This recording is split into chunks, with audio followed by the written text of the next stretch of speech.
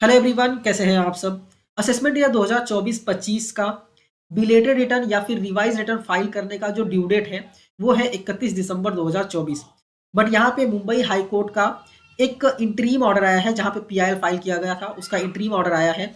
और ये बेसिकली बात करता है ड्यू डेट एक्सटेंशन का, प्लस रिबेट जो मिलना चाहिए था 87A का, उसके रिगार्डिंग भी यहाँ पे बात कर रहा है, जिसमें चेंजेस कर दिया था गवर्नमेंट ने। ठीक है, तो डिटेल में डिस्कस करने वाले हैं इस पीआईएल को, इस ऑर्डर को बेसिकली।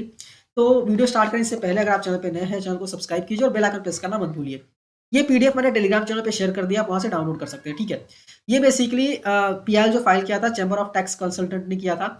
और ये जो ऑर्डर आया है ये इंटरीम ऑर्डर है, फाइनल ऑर्डर नहीं है, इंटरीम ऑर्डर है। बट इसमें क्या क्या चेंजेस होने चाहिए और करने हैं वो सारी चीजें यहाँ पे बताई गई हैं।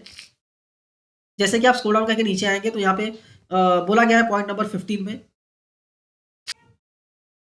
इसमें ये बोला गया है कि जो रिबेट है अंडर सेक्शन 87A में, ये बेसिकली लिंक्ड होता है आपका जो टोटल इनकम है या फिर टोटल टैक्स लाइबिलिटी है, मतलब टैक्स पेयर की जो टोटल इनकम है या फिर टोटल टैक्स लाइबिलिटी है। ठीक है, अभी ये जो है ये बेसिकली टैक्स अथॉरिटीज की रिस्पॉन्सिबिलिटी बनती है कि रिबेट का इम्प्लीमेंटेशन प्रॉपर हो, एज लॉन्ग एज की टैक्स पेयर स्टैट्यूटरी क्राइटेरिया को फुलफिल करता है। ठीक है, आप प्रोसीजरल अगर चेंजेस कुछ करते हैं सॉफ्टवेयर में या फिर यूटिलिटी में कोई चेंजेस करते हैं तो आप जो रिबेट का सब्सटेंटिव राइट है उसको ओवरराइड नहीं कर सकते। ठीक है, पहला तो ये बोला गया है। दूसरा ये बोला गया है कि आप ऐसा कोई भी procedural changes in between the नहीं कर सकते। ठीक है, तो यहाँ पे ये सारी चीजें बोली गई हैं, क्योंकि अगर आप ये करते हैं तो ये जो राइट है ना, ये राइट जो है रिबेट का वो ओवरराइड हो जाता है।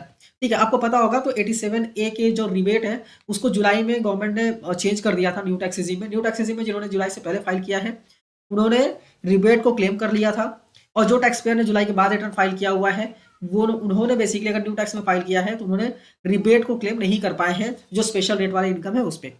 ठीक है, तो इसके बारे में यहाँ पे बात की जा रही है। जैसा कि मैंने बताया ये बेसिकली इंटरीम ऑर्डर है। ठीक है, इसका जो फाइनल डिस्पोजल है वो 9 जनवरी 2025 को होने वाला है। बट प्रॉब्लम यही आ रहा है कि फाइनल डिस्पोजल 9 जनवरी 2025 को होगा, तो कोई भी डिसीजन हो क्या फर्क पड़ता है, क्योंकि 31 दिसंबर जो है ड्यू डेट तो चला जाएगा, टैक्स पेयर कुछ कर नहीं सकता क्योंकि ड्यू डेट तो चला गया है। इसलिए यहाँ पे एक और सजेशन दिया गया है, क्योंकि ये जो फाइनल डिस्पोजल है वो 9 जनवरी 2025 को होने वाला है, इसलिए कोर्ट ने सीबीडीटी को डायरेक्ट किया गया है, मतलब डायरेक्ट किया है, बोला है कि as per notification under section 119 of the act आपको ड्यू डेट को एक्सटेंड करना पड़ेगा, क्योंकि ये जो फाइनल डिस्पोजल है वो 9 जनवरी को होने वाला है। इसलिए जो आपका ड्यू डेट है 31 दिसंबर 2024 उसको एक्सटेंड करके एटलीस्ट 15 जनवरी 2025 किया जाए।